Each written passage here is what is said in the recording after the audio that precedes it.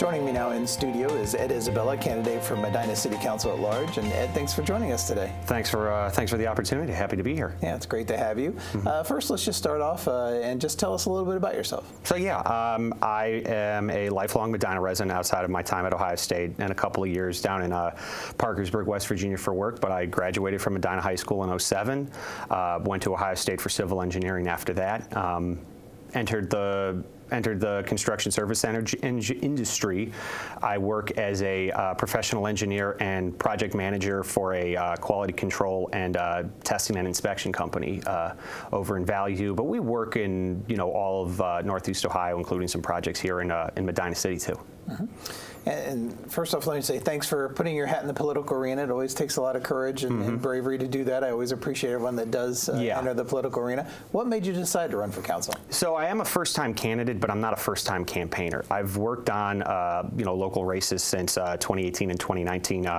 Really cut my teeth on the city council campaigns of Bill Lamb, Eric Heffinger, and Jess Hazeltine back in 2019. And I've been around local politics on sort of I call it being a back of the house guy on those things. So now this is my first time at the front of the restaurant. So but I've always had a passion for local government, thinking of ways that, we can, improve the lives of people on a day-to-day basis. And, with local government, with city council, you have a real opportunity to kind of, directly impact people's lives for the better. So when I found out that this was going to be kind of an open race, that it's going to be two first-time candidates, including myself in the race, that it seemed to me a great opportunity to personally throw my own hat into the ring for the first time. So excited to make the case to voters that I'm the best choice for this city council position. Great. Now I know there's the true definition of what a city council person does as far as breaking down what they vote on and all that kind of stuff. But what do you feel is a true definition of a city council person? I mean, you have to be accountable for for the residents of either your ward or, in my case, the full city. You're trying to take the concerns, take the issues that are facing your the people that live here, and you're trying to work with the other council folks to come up with solutions to those issues. How do we keep our services operating smoothly? How do we make the best value of the tax money that we collect, make sure the trash is, picked up on time, make sure the roads are repaired, make sure we have, accessible, walkable sidewalks, make sure that when people are, going through their day-to-day lives in the city, that, this is a safe place for, for their families, for their kids. And, it's a lot about, working with the other council people, working with the rest of the service departments, with the mayor to, try to come up with, as best a vision and a system that, that helps the most amount of people. Now, in that answer, you mentioned some of the issues that come up, and one of the major issues here in the city right now is the deer population. What are your thoughts on what you would like to do with that if elected? Well, I think I don't think I'm in a minority to say that the current system is insufficient. I don't think it's working particularly well for people, and it seems that it's gotten almost worse in the last couple of years since they've tried to develop the kind of the volunteer bow hunting program. It's kind of one of those tricky things where residents are very passionate about it. You hear it all the time at council meetings and then the ward meetings, and then there's sort of a disconnect between those complaints and those issues with the volunteer force that's been developed for that program. So to me, I think there's a couple of things. I think we in some ways need to professionalize the program. I think we either have to find we either have to work with ODNR, find game control people that can help us with this problem. We have to broaden the scope of who can take part in these culling programs. I think we may need to lean on our police forces, our safety forces, and we also have to develop more kind of planned kind of strategies. Someone sitting in their backyard during bow season, I don't think is, well, it's obviously hasn't been sufficient. So I think we need to one, see if there's remedies that we can lean on our state and state senate representatives, see if we can't come up with some kind of legal solution that lets us have more tools to fight these problems, and then also find a kind of a more kind of professional, kind of planned approach for kind of dealing with these, because I think there just hasn't been a sufficient, we're just not, getting enough accomplished with the current program. Sure. Now, besides the deer, since we just spoke about that, what's an area that you feel the city can most improve on?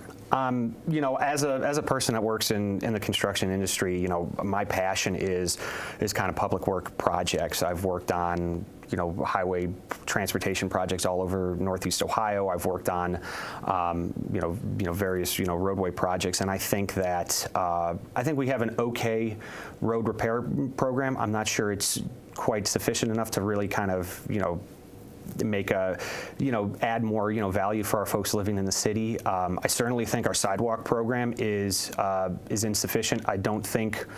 I think we've been, the program right now is that if you have sidewalks that's damaged on your property, it's on the homeowner to repair that. And to me, sidewalks are kind of a public utility. Everybody, can use them. Everybody should be able to use them. So I think that one of the things that we need to do is, open up more kind of in a similar way that how we do road repairs, we should do the same thing with our sidewalks.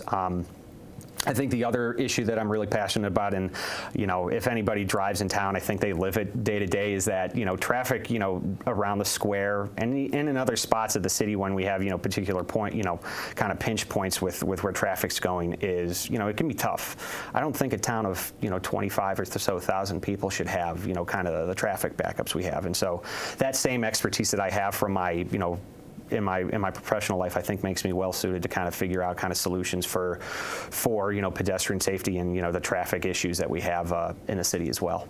Great. Again, speaking with Ed Isabella, candidate for Medina City Council at Large. What is one of the things that you would like to accomplish first if elected? I think one of the big things that I'd like to do, when I mentioned the issues at the square, coming up with the road, the solution for the traffic. That's a multi-year program. But I think one of the things we can do to improve pedestrian safety and some of the backup issues is that I think we need to think about how we set up our parking on the square. I think the kind of the turn-in design on the various sides of the roads, particularly on the north and south bounds of, Court Street, I think is part of the major problems where we see these backups. I think we can, consider either, cutting back the number of spaces or removing those sort of, kind of turn-in style, parking spots entirely. I think we've spent a lot of money as a city putting into pretty sizable parking garages, and I think that's something that myself along with the rest of the council could we could develop a plan to fix that. I think pretty quickly, and I think we could put something in motion on that. And again, another issue that's kind of been at the forefront right now is affordable housing. Mm-hmm. And I guess kind of a twofold question to you. We also have aging housing going on in Medina because a lot of the homes have been around for quite a while. So one, I guess, how would you address that aging housing? And then two, how do you create housing that's affordable? Yeah, so I think that we're kind of built out as a city. I think we're kind of in a pretty good happy space with what we have housing wise, but you're right. We all got our tax assessments in the last couple of weeks for our property values, and that's great for the current homeowner and when that person goes to sell the house.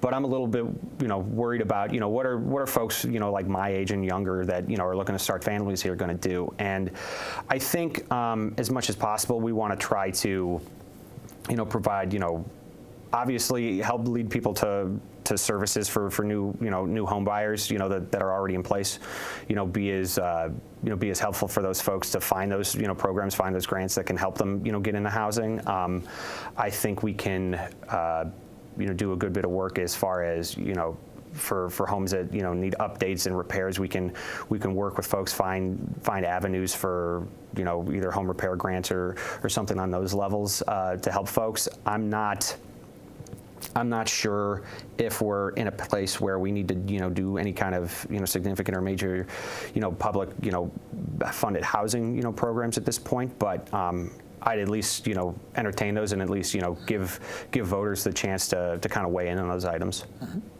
And then you had mentioned in your answer a few answers ago as far as pedestrian safety around the square. And what would your thoughts or actions be regarding that? I think a couple of different items. We can look at how the traffic signals are sequenced. With the first couple of blocks, around the square. I think we need to come up with something that's a little more feasible than our kind of mid-road crosswalks. It seems to me that it works some of the time, but there's some folks that haven't quite figured out that you're supposed to stop when that flashing's happening, and no one should, you should be able to cross the street safely as a pedestrian. We're not running a roulette wheel, when we're on the square. And one of the other things is, if we fix those pedestrian issues, the longer people stay on the square, that's better for the businesses that are on the square, because we want Medina, the square is for folks that are going to spend 2, 3, 4 hours there. And but as far as potential looks, I don't think aesthetically, I don't think we want to have gates through there. I think there's a way that we may want to consider potentially stopping, all traffic to let, pedestrians go simultaneously. That works in other, cities with, high pedestrian areas where you just stop traffic and you just let, folks cross altogether. We obviously have to balance that with, keeping, traffic moving, but I think there's a couple of different ways that we can manage our, our crosswalks and the way we have the square set up to make it, safer and, better for folks. Mm-hmm. Now, one of the things, we discussed some of the issues here, and you discussed the solutions of those, but you're also working with other members of council, Mm-hmm. 6 other members, Yeah. and I guess a two-part question here is, one, how do you handle those times with those council members where maybe you don't agree on things and try to get to solutions? And then 2, also, how do you look at it as being a representative of the council at large? How do you balance that at large versus the needs of the wards? Yeah. Well, no, you have to think about that a lot. I hope to, I'm running to win this race, so I want to represent all of Medina City. And, that's going to come potentially in the conflict with, with the folks that are, representing the individual wards. Working with council, I think, one of the main things is that everybody, is running for office for, this takes, a lot of time and energy, and, people are passionate about making their cities better. So, recognizing that everybody's coming from good faith when we work on things or when we have disagreements, and, recognizing that's a big part of it. And then, you don't compromise on what you believe in and what you're passionate about, but you work with folks to see if there's, ways to, kind of combine the different, experiences and ideas that, the different council people, bring to the table. One of the things that, and I checked with Council President John Coyne on this, if I'm elected, I'm going to be the first, civil engineer that's been on the council, the first engineer in general in at least 20 years. It may be, since 2000, the last one. So I think as much as possible, I just want to bring my, expertise and, my background to be helpful. And sort of in the same way, as a person that works on the quality control and the engineering consulting side, in the construction industry, I work with, lots of folks that adversarial wouldn't be the relationship to describe it, but we're there to make sure contractors hold their end of the line, and we're trying to work with folks to build projects and to make sure that the end product is what everyone needs, and you still have the other constraints of time and budget. So I'm pretty confident and very used to sort of kind of situations where there may not be full agreement on approaches, and just working with different team members and organizations to figure that stuff out. I have that experience already, so I'm pretty confident that I'll be able to work with our council folks for fixing things. Great. Again, speaking of that, Isabella, candidate for Medina City Council at Large, and Ed, how would you, if elected and you serve the term, how Mm-hmm. would you look back on that term and deem it a success? I think we talked about hopefully fixing our parking and our pedestrian situation on the square.